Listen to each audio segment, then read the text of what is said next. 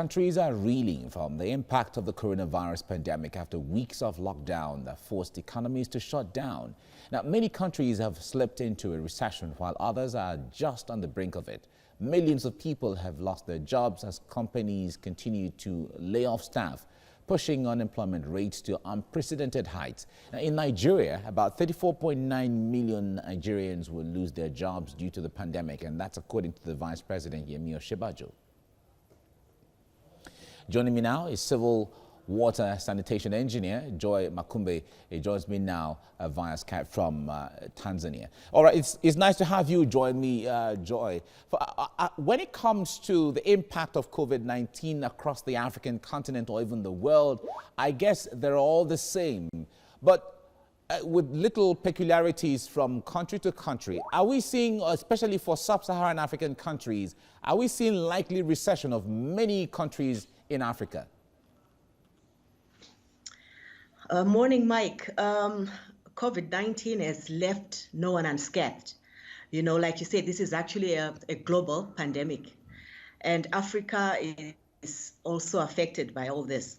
You know, COVID-19 just came in swiftly, and everyone was reeling before we understood what was happening. We're in a new world. Actually, that's what I want to say. We are actually in a new world after COVID-19. So as you've said earlier on, the most impact here is the job losses. Job losses actually in Africa. We're looking at maybe 50 or so million jobs that are bound to be lost because of this COVID-19.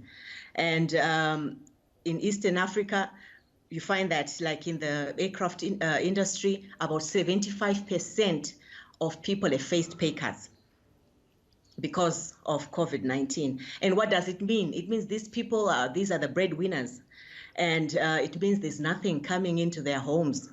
And how do they look after their families? And it's estimated that, like in East Africa, 75% of the people actually have only 4 months of savings to look after the family. 25% have a month of savings to look after the family. And maybe you'll say, okay, there are some people who are running a side hustle, a small business on the side, but you find that these small businesses are going to close as people dig into their capital for these businesses to actually look after the family. And when they can't find money, they're going to go to the banks, take a loan. But which means people are going to sink deeper and deeper into debt.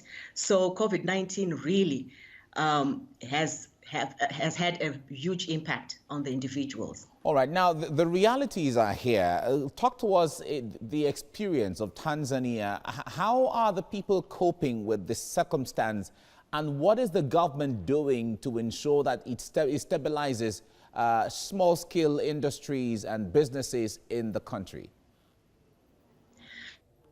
With Tanzania, it was a peculiar case because from the onset, the president here refused a lockdown. So this means that everything was business as usual. Companies were open, construction industry was open, agriculture was open. So it was business as usual. Only the problem was, with regards to, because, like horticulture is an economic milestone for Tanzania. So to export this stuff, they used to take it through Kenya, Jomo Kenyatta International Airport, and Kenya is under a lockdown. So that was, I think, the only problem that Tanzania was facing. So, of course, here and there, maybe the arts and crafts industry in Tanzania has been affected because of the limitation of tourists coming into the country. So it means that those people there now, they don't have any income that is coming in. People that used to have concerts for tourists, that also is, there's nothing coming in. So what the government has done, it has actually come up with a fund that it is looking at injecting into small businesses and also, into banks, so that they can at least cushion their people. But with regards to food, there is food because people continued going to work and doing the agriculture. All right, so as it is right now, it means the country is not on lockdown, or is it on partial lockdown? It is not on lockdown. Even the borders were open. It is just that no aircrafts were coming in because the other countries were on lockdown. But the airports have been open ever since, and everything is open. All right. Now let's delve into you. If I have to come to you precisely, how are you coping with all of this? Because I know that the situation in Tanzania is basically the same with the one in Kenya or in Rwanda or in Nigeria or in Ghana, as the case may be, with just little tilted peculiarities. How are you coping with this circumstance and the new world order, like you put it? Okay, for me, in Tanzania, I am supervising a water and sanitation project. So what it has meant is that, as the new employer in the new world, you have to look after the safety of your people. And what this means is that we actually engaged the contractor that they have to test their people before they go on site. They have a thermometer, just to test the temperature. And if you're sick, you're not allowed to go on site. And on site, also the workers have put on face masks and tried as much as possible, to work with a bit of social distance, because it's not easy. You want to tie bolts onto a valve. You can't do it alone. You need someone who is there. So it's impossible to maintain the meter in that instance. So we've tried to keep away the sick. Those are sneezing and coughing. We've tried to keep them at home.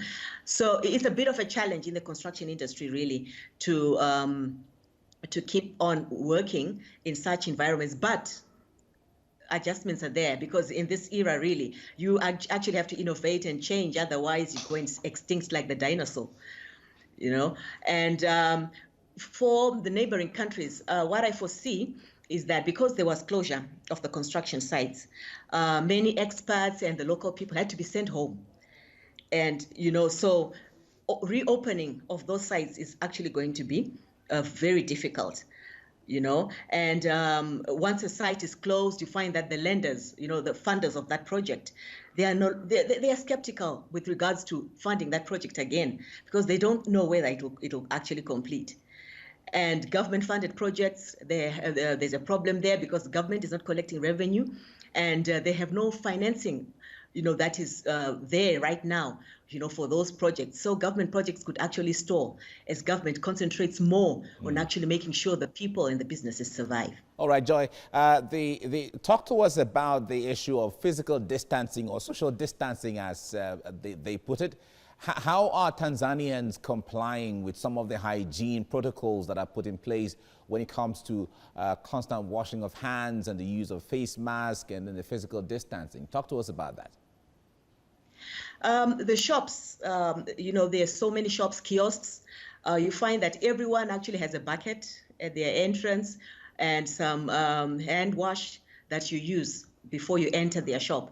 In the malls, you cannot go in without a face mask. You have to wash your hands as well. They also have a thermometer to test your temperature before you can enter. In the banks as well, you need a face mask to enter the bank. They test also your temperature, and you have to wash your hands. So I think the washing of hands and the social distancing is something which is being practiced. But as you know, people being people, there are some others who it is really difficult. That's why you find some other countries, they've had to have law enforcing people coming in to actually have people stay at home or actually observe, social distancing.